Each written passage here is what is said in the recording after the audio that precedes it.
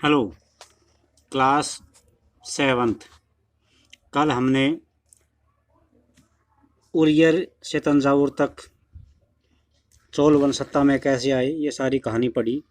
यहाँ का जो प्रसिद्ध शासक था चोल वंश का वो था राजराज प्रथम, और उसी ने अपना क्षेत्रफल और शक्ति संसाधन बढ़ाए। उसके बाद उसका बेटा हुआ राजेंद्र प्रथम, उसने भी उसी की द्वारा बनाए गए नीतियों को कंप्लीट रखा, जारी रखा। उसने भी गंगा घाटी, श्रीलंका और दक्षिण पूर्व एशिया के देशों पर हमला किया। उसके पास जल सेना अर्थात नेवी भी थी। उसके बाद आज हम करते हैं भव्य मंदिर और कांस्य मूर्ति कला। राजराज और राजेंद्र प्रथम द्वारा बनवाए गए तंजावुर और गंगईकोंड चोलपुरम के बड़े जो मंदिर हैं वो स्थापत्य और मूर्तिकला की दृष्टि से एक चमत्कार हैं, यानी ऐसे मंदिर अजूबे हैं। ये आपको दिखाता हूँ मैं। ये चोल मंदिर है, गंगईकोंड चोलपुरम का है। इसकी हाइट देखो कितनी हाइट बना, ऊपर से ज़्यादा, ऊपर से बिल्कुल नैरो होता गया है ये।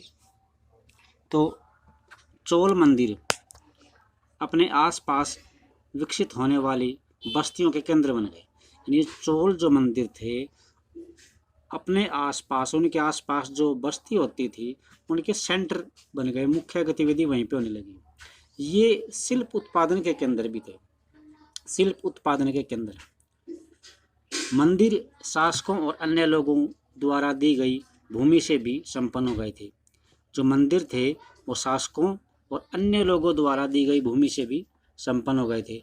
इस भूमि की उपज उन सारे विशेषज्ञों का निर्वाह करने में खर्च होती थी, यानी जो इनकम होती थी वो इसके आसपास जो रहते थे, जो मंदिर के आसपास रहते थे, उनका गुजारा करने के लिए काफ़ी थी। इस मंदिर के आसपास कौन रहते थे भी? नंबर 1 पुरोहित अर्थात पुजारी, मालाकार माला बनाने वाला, बावर्ची खाना बनाने वाला, मेहतर ये भी काम करने वाला कोई, संगीतकार, नर्तक, ये मंदिर के आसपास सारे रहते थे। दूसरे शब्दों में मंदिर सिर्फ पूजा और आराधना के ही साधन नहीं थे, के स्थान नहीं थे, बल्कि ये जो मंदिर थे आर्थिक, सामाजिक और सांस्कृतिक जीवन के भी केंद्र थे। मंदिर के साथ जुड़े हुए शिल्पों में सबसे विशिष्ट था कांस्य प्रतिमा बनाने का काम। यानी ये जो कलाकार थे, जैसे संगीतकार, नर्तक, मोची और दूसरे जो भी थे, ये जिसमें पुरोहित, बावर्ची और जो भी माला बनाने वाले और ये जो थे, इनके अलावा एक जो सबसे बेस्ट काम होता था मंदिरों के साथ रहने वाले शिल्पकारों का, उनमें सबसे अच्छा काम था कांस्य की मूर्ति बनाने का काम। चोल वंश में कांस्य प्रतिमाएं संसार की सबसे बेस्ट प्रतिमाओं में गिनी जाती हैं। ज़्यादातर प्रतिमाएं देवी देवताओं की होती थी, लेकिन कुछ प्रतिमाएं भक्तों की भी बनाई हुई होती थी। कुछ प्रतिमाएं भक्तों की भी बनी होती थी। तो ये मंदिरों के आसपास रहने वाले लोगों का जो गुजारा था वो मंदिर के इनकम से होता था। और फिर जो भी सबसे बेस्ट जो काम था वो कांस्य की मूर्ति बनाने वाला था, और ये वर्ल्ड में सबसे बेस्ट गिनी जाती हैं चोल वंश द्वारा कांस्य की जो प्रतिमाएं हैं।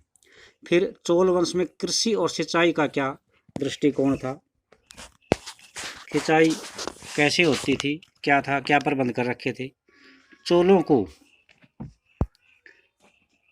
चोलों की कई उपलब्धियां कृषि में हुए नए विकासों के माध्यम से संभव हुई। यानी चोल वंश में कृषि के विकास में प्रगति हुई। तो यहाँ पर ये जो दिखा रखा है ये चित्र यहाँ पे, इसमें कावेरी, पेज नंबर 2 पे है ये।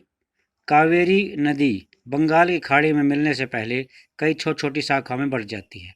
पेज नंबर 2 पे है, मानचित्र 2 में है ये। कावेरी नदी कई बंगाली खाड़ी में गिरने से पहले कई छोटी छोटी शाखाओं में बढ़ जाती है। ये शाखाएं बार बार पानी उलीचती हैं, अर्थात पानी निकलता है। शाखाओं का पानी, इन शाखाओं का पानी खेती के लिए, विशेषकर चावल की खेती के लिए और आवश्यक आर्द्रता भी उपलब्ध करवाता है। उलीचती का मतलब यहाँ पर है ये शाखाएं बार बार पानी की जो जैसे नहर है वो नहर के किनारों से बाहर निकल जाता है पानी, तो ये बाहर निकल जाता है पानी किनारों से ऊपर होके, तो फिर ये पानी कृषि के लिए और विशेषकर चावल की खेती के लिए पानी ज़्यादा चाहिए और उसी के लिए ये उपलब्ध करवाया जाता है। फिर है तमिलनाडु के दूसरे हिस्सों में जो कृषि पहले से विकसित हो चुकी थी, वहाँ पर 5वीं या 6ठी शताब्दी में आकर ही इस इलाके में बड़े पैमाने पर खेती शुरू हो पाई। यानी तमिलनाडु के जो दूसरे हिस्से थे वहाँ पर कृषि पहले ही विकसित हो चुकी थी, परंतु जो तरक्की थी वो 5वीं और 6ठी शताब्दी में आकर ही इस इलाके में शुरू हो पाई। कुछ इलाकों में जंगलों को साफ़ किया जाता था, और कुछ दूसरे जो इलाके थे उनमें ज़मीन को समतल किया जाना था। डेल्टा क्षेत्रों में बाढ़ को रोकने के लिए तटबंध क्या होता है अभी, यानी किनारे मजबूत कर दिए जाते थे। बाढ़ को रोकने के लिए किनारों पर मिट्टी डाल दी जाती थी और पानी को खेतों तक ले जाने के लिए नहरों का निर्माण होना था। बड़े क्षेत्रों में एक साल में 2 फसलें उगाई जाती थी।